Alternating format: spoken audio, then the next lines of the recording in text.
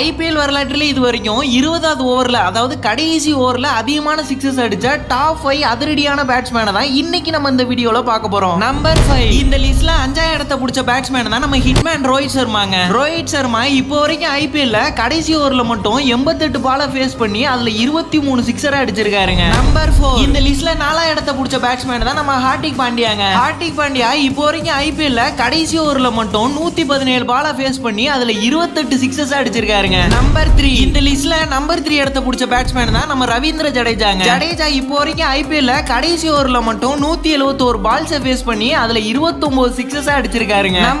Number 2 வேற யாரும் இல்லங்க, அவர் தான் கைரன் பொலார்ட். இப்போ வரைக்கும் ஐபிஎல்ல கடைசி ஓவர்ல மட்டும் 189 பால்ஸ் ஃபேஸ் பண்ணி அதுல 33 சிக்ஸஸ் அடிச்சிருக்காருங்க. நம்பர் 1 இந்த லிஸ்ட்ல நம்பர் 1 நம்ம தல தோனிங்க. தோனி இப்போ வரைக்கும் ஐபிஎல்ல கடைசி ஓவர்ல மட்டும் 313 பால்ஸ் ஃபேஸ் பண்ணி அதுல 65 சிக்ஸஸ் அடிச்சிருக்காருங்க.